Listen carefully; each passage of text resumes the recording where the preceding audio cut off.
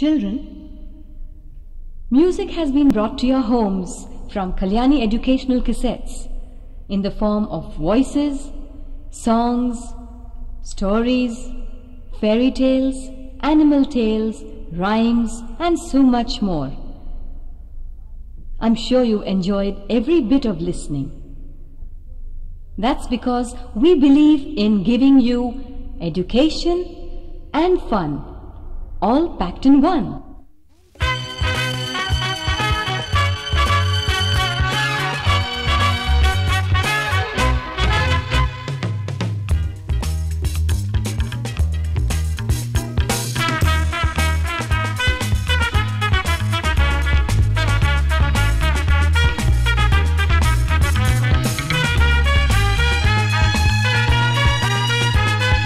Children, everybody loves listening to stories, and more so about snakes and crows and animals and birds. It's very exciting, isn't it? Would you like to hear some tales from the Panchatantra? Let's begin with the tale of the wicked snake. Once, a pair of crows had made their nest on the branches of an old banyan tree, and lower down on the stem there was a hollow in which a snake had made its home. The pair of crows were very worried about this. In some days, the mother crow laid some eggs in her nest, and a few days later, baby crows hatched out. The father crow and the mother crow were overjoyed. Now they would have to work hard and get food for their babies. One day, when the pair of crows were out looking for food for their babies, the horrible snake slowly crept out of his bill, went up to the nest, and swallowed all the baby crows. And when the crows returned with food, they found all their babies missing, and they also saw the snake slinking down the branch to his bill. They cried helplessly, but could do nothing.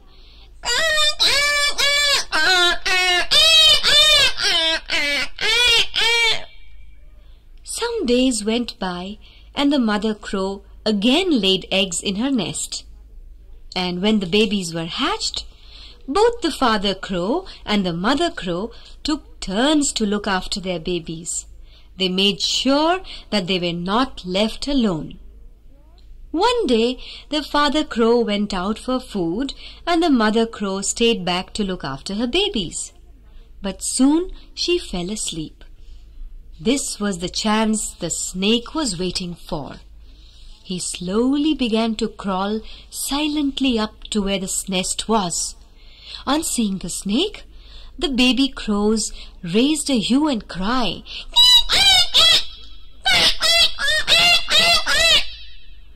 Caw, caw, they went.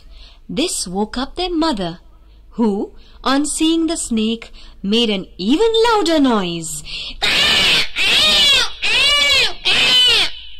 But the snake was not afraid of her and kept advancing towards the nest. Just then, a huge kite flew by. Seeing his enemy, the snake quickly slithered down to his bill and the baby crows were saved. When the father crow returned to his nest, he learnt about the danger and threat to the life of his family. "We cannot live here any more," the mother crow said. "We will make another nest far away from here. We're not safe here, and the snake will finish us all." "What? Do you want to run away like a coward?" asked the father crow. "Then how will we ever save our babies from the wicked snake?" she wailed. The crow had an idea. "We will go to Miss Fox, who lives near the pond. She is considered very wise and will surely find a way out for us." And so they went to Miss Fox and narrated their sad story to her. She thought for a while and said, "You need not leave your nest. I have thought of a way to get the snake killed." "Do tell us quickly, Miss Fox," the crows exclaimed. "We can hardly wait to see the horrible snake dead." This was Miss Fox's plan. "Tomorrow morning, the princess will come to the pond for a bath. She will have her maids and bodyguards with her. She will take off her clothes and ornaments before getting into the water. You must reach there before that. Watch out for the guards. Find an opportunity and pick up the princess's necklace and fly slowly back to your nest. Remember, you must fly slowly. The royal bodyguards will see you and run after you. Wait till they reach your nest, and in their presence you must throw the necklace in the snake's hollow. You watch it. They will dig the hollow and also kill the snake." The father crow and the mother crow liked the idea very much and decided to follow the plan of clever Miss Fox. Next day, both the crows went to the river bank well before the princess and her party arrived. And soon enough, the princess came, took off her clothes and ornaments, and got into the water for a good long swim. The crow was just waiting for this moment. He pounced on the necklace, picked it up in his beak, and started flying slowly in the direction of his nest. Seeing the crow taking away her necklace, the princess raised an alarm. "My necklace! That crow has taken away my necklace! Guards! Get him! Quick! Follow him!" The bodyguards ran after the crow. The crow flew straight to the snake's hollow and sat there with the necklace. And the bodyguards were not far behind. The moment they spotted the crow, they rushed towards him. And it was only then that the crow threw the necklace into the snake's hollow. He then flew and sat on a branch of a tree. The bodyguards at once began digging the hollow so that they would get the necklace. The snake was disturbed, and he came out of the hollow, hissing and angry.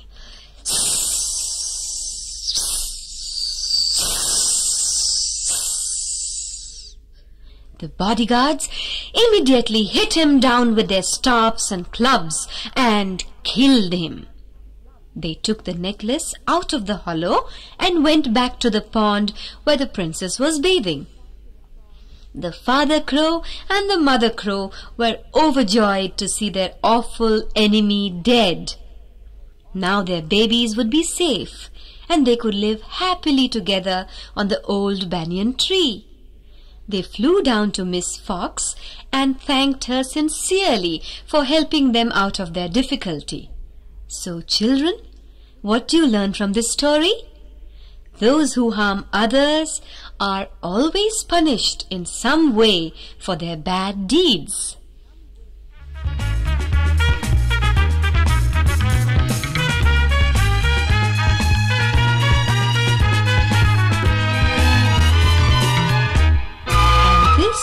Is another Panchatantra tale called The Clever Swan. Once in a forest there was a huge tree. Its strong branches spread wide, and the tree was thick and dense with leaves. On this tree a flight of swans had built their nests among the branches. The swans lived safely and happily in these nests. But one of the swans was very wise and far-sighted. One day, when he saw a twine creeper grow near the roots of the tree, he called out to his fellow swans and said, "Do you see the twine growing near the roots of the tree?" Another swan replied, "Yes, we can see it, but what harm can it do to us?" To this, the wise swan replied, "Dear friends, this small twine creeper will one day grow thicker and harder and wind itself around the stem and later the barks of the tree." "So what? I don't understand how that will affect us, said a puzzled young swan. Don't you see that any hunter who passes by will be able to climb up this tree with the help of this sturdy twine? How will we be safe then? But it is too small and harmless right now. Leave it be, said many of the swans. I feel that harmful things must be destroyed when they are small. This twine is soft, thin now, and can be uprooted easily. Later, when it grows thick and hard, it will be difficult to cut it, and then it will be most dangerous for our safety. The wise swan warned them all. We will deal with the problem if and when we have to face it, the other swan said. And so the twine remained intact since the wise swan's warning was ignored. And as the days went by, it grew thicker and stronger and began curling itself around the stem of the tree.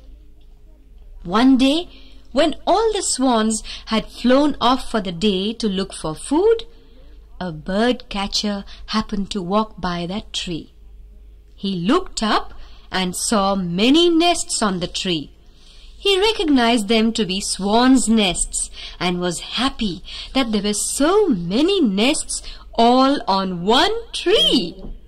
He quickly climbed up the tree with the help of a thick twine and set his net trap all over the tree. Then he quickly came down.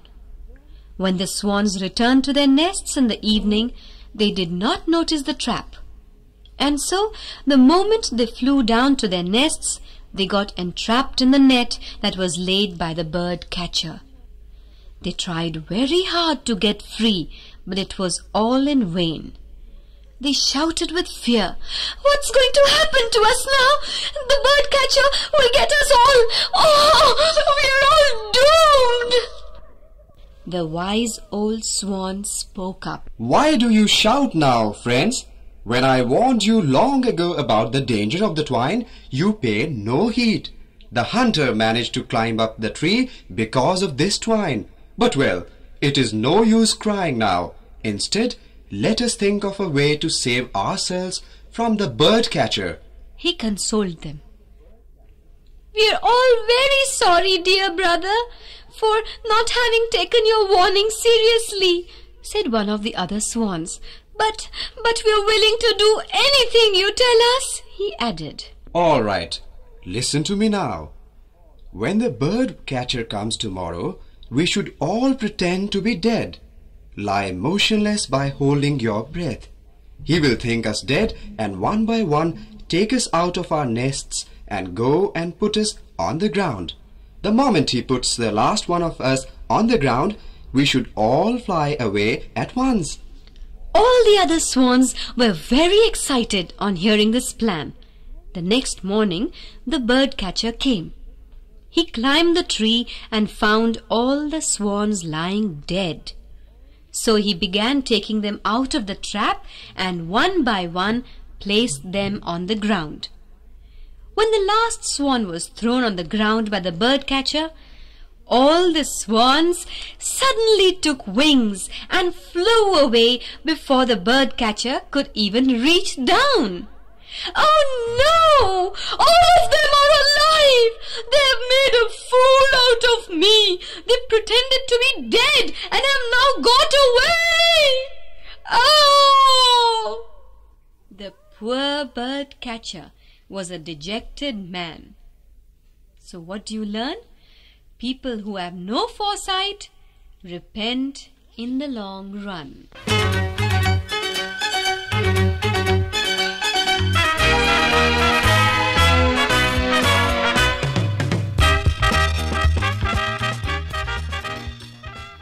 This is the story of the singing donkey.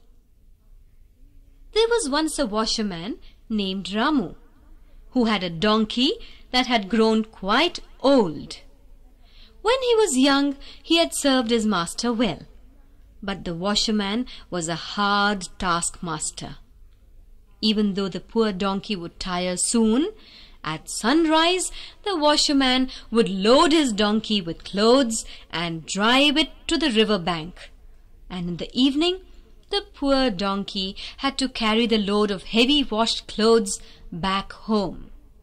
After all this work, he was not even well fed, since the washerman was a miser. And this had made him very weak also. However, the washerman did one good thing for his donkey.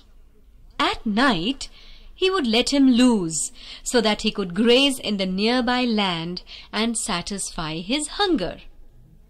One such night, when the donkey was on his way to the nearby fields, he came across a jackal. Now this jackal was all alone in the world. He had no one he could call his own, and they both immediately became friends. From that day onwards, after the donkey had finished his work for the day, and when the master let him out to graze, he would meet the jackal, and together they went forth to find new pastures every day. And one day, during their wanderings, the two friends came across a field of rich, ripe tomatoes. They both had a good fill. In fact, they visited the same field every night and ate to their heart's content. And very soon, the old donkey began putting on weight. He became more happy and witty. One night, he said, "Ah, what moonlight! What a cool breeze! I feel like singing a song." "Oh, no, said the jackal. "Don't even attempt to sing. If the owner of this field happens to hear you, he will thrash us up.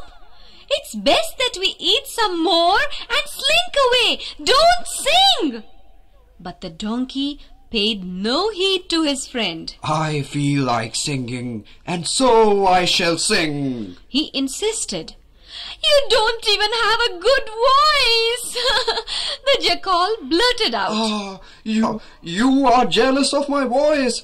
What do you know about the beauty of music and melody?" All right, do as you please," said the jackal. But please let me leave this place before you start singing." And saying this, he ran for his life. The donkey began singing, or rather braying, with full vigor.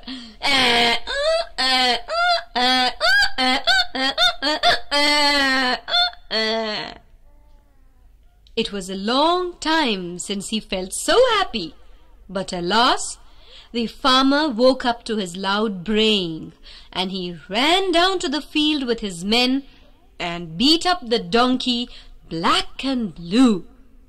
They beat him till he could not bear it any more, and he fell on the ground. And as a further punishment, the farmer and his men tied a log of wood around his neck and went away. The poor donkey slowly limped his way out of the field. The jackal was waiting for the donkey on the roadside.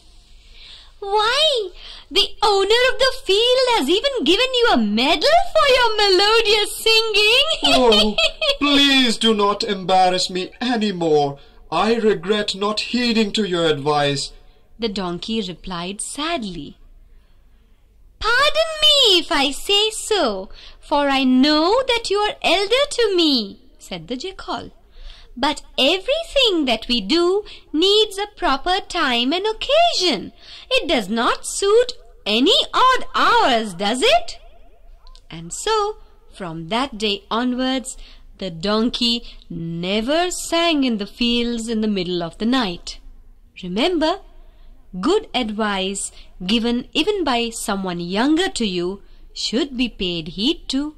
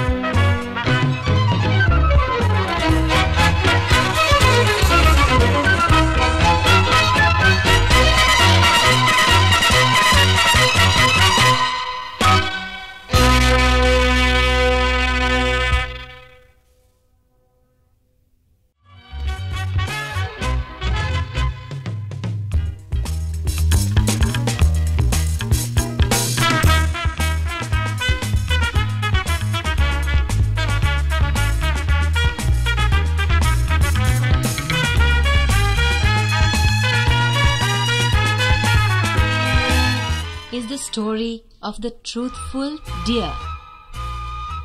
Many, many years ago, in a forest of East India, there was a pond of water, very fresh and sweet.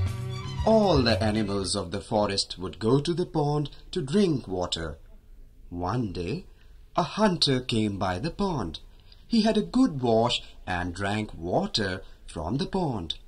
Tired and hungry, he decided to rest for a while. He suddenly thought, "The animals of the forest must be coming here to drink water. Why don't I wait for my prey here? It will be easier to hunt." He climbed up a tree and hid himself. He waited patiently, and soon enough he spotted a female deer walking towards the pond to drink water. He set his arrow to aim at the deer. Just then, the deer chanced to look that way. Seeing the hunter aim his arrow towards her, she shouted, "Stop! Oh, hunter! Please stop!"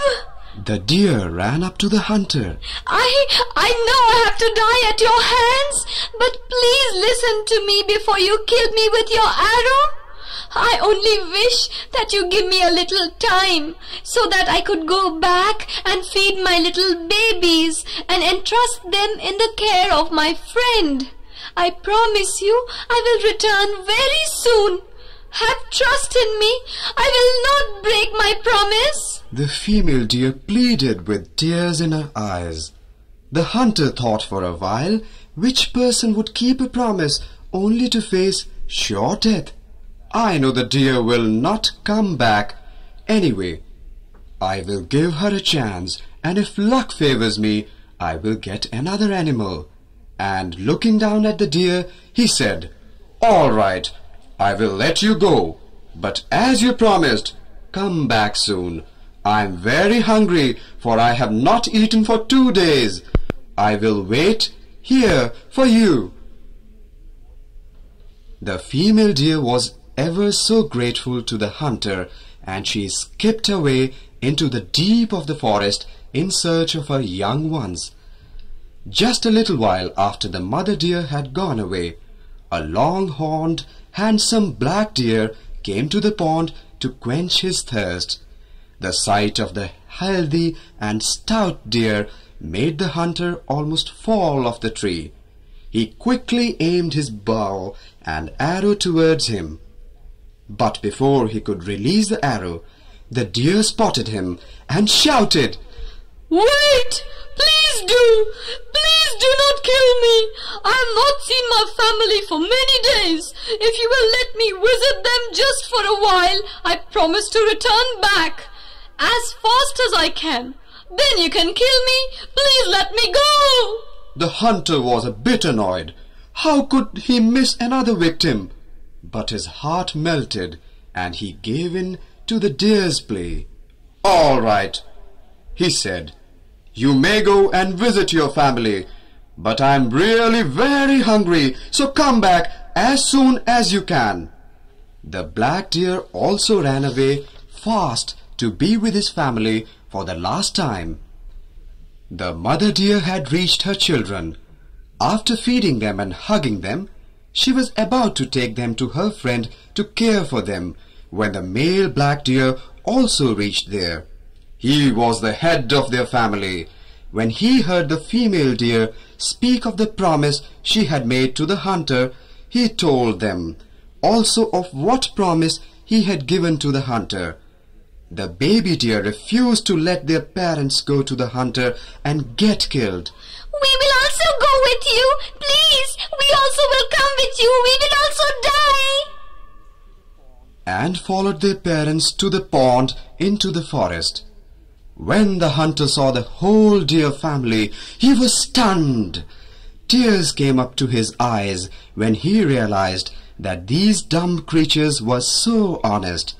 Their truthfulness made his heart melt. These poor creatures are so true to their word. They are willing to die to honor their promise. How can I kill them? I am just to fill my stomach. And the hunter let the deer family go back to where they belonged. But from that day onwards, he decided never to kill any animal, and he broke his bow and threw it on the ground. What do you learn from this story, children? All those who are truthful and compassionate are blessed.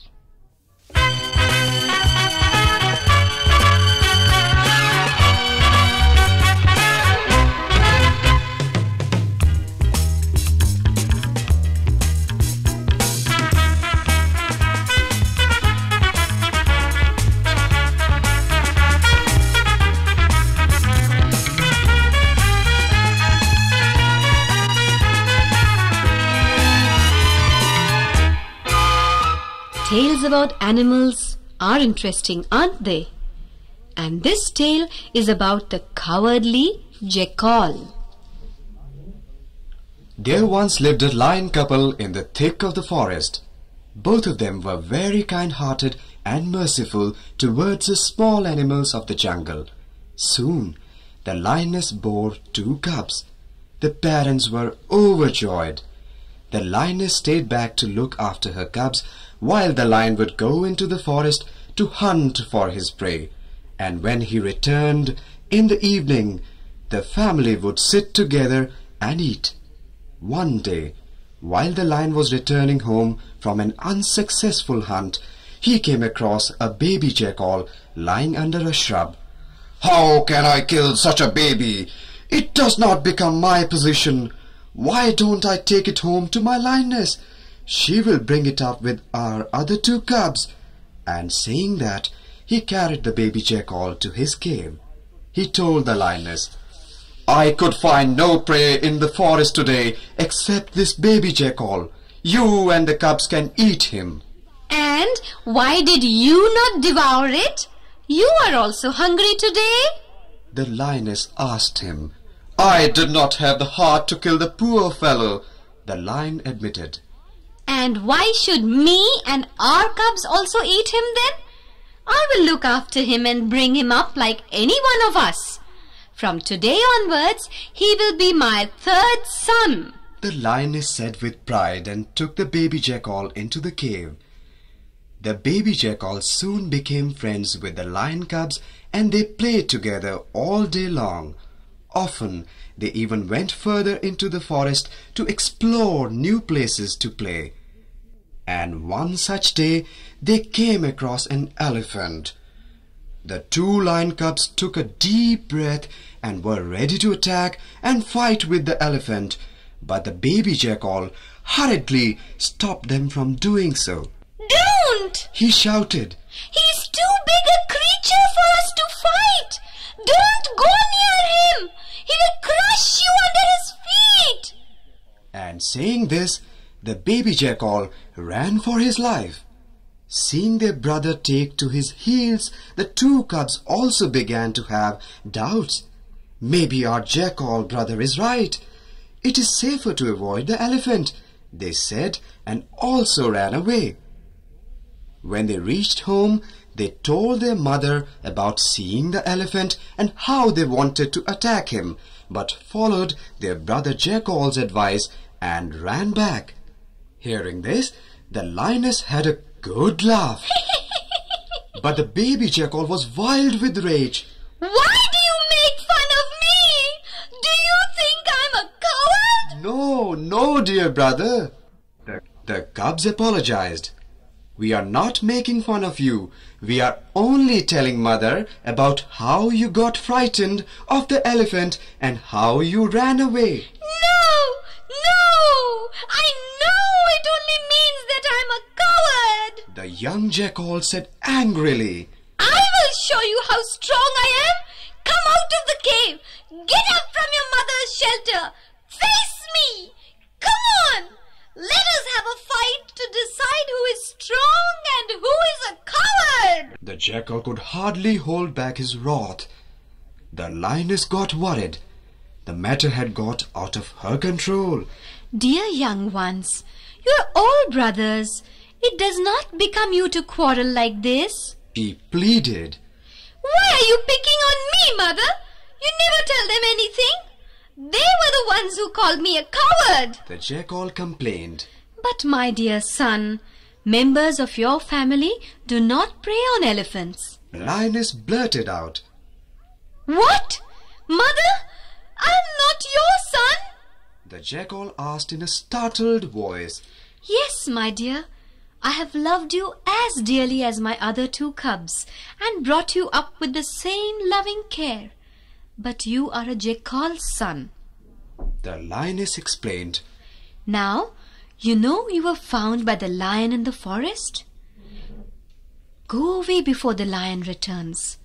Join your family. You were not born to fight and kill. The jackal heard her and decided to obey her orders. He slinked away as fast as possible, never to come back again. The lioness realized that lion cubs were strong and brave, and a jackal could never be anything but a coward. So you see, children, even if you keep the company of the brave, a coward will always remain a coward. Cowardice is a curse.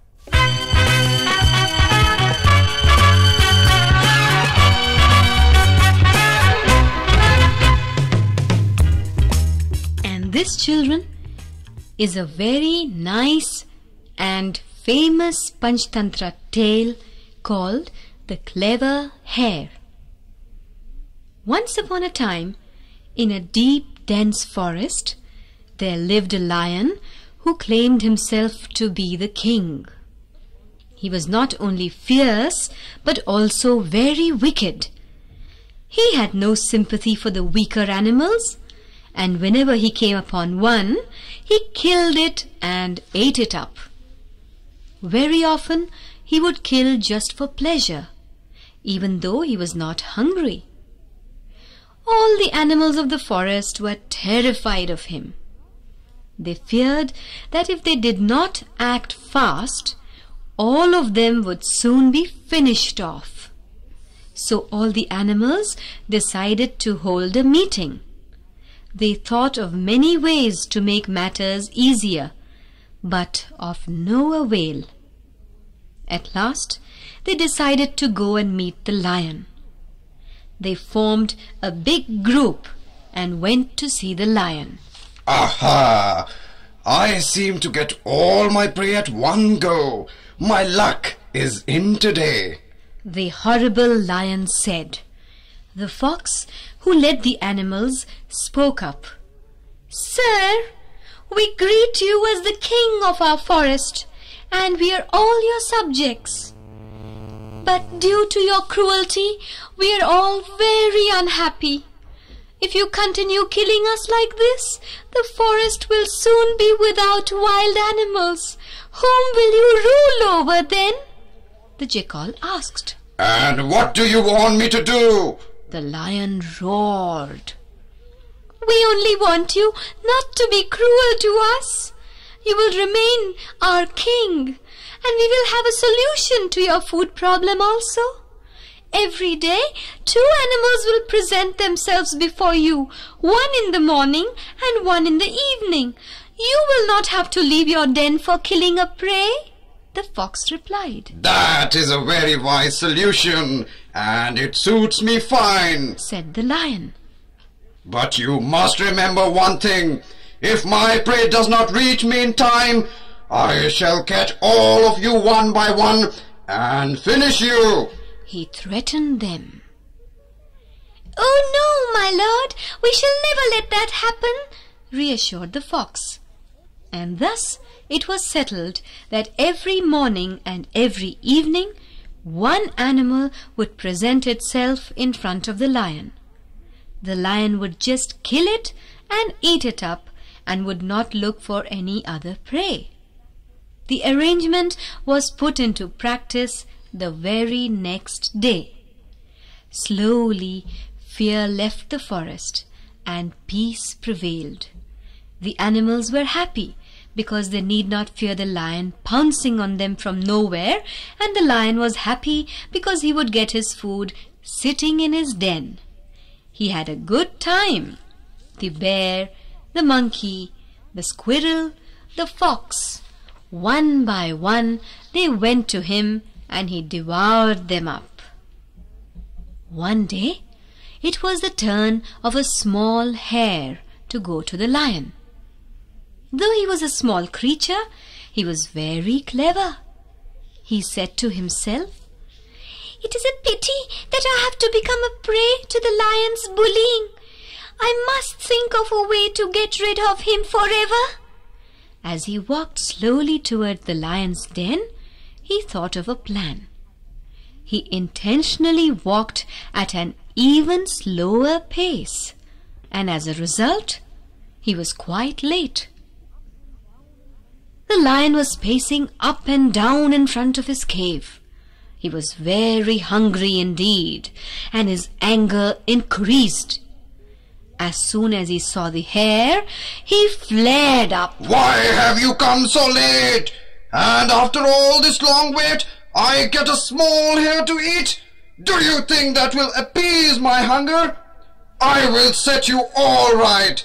He wouldn't stop roaring.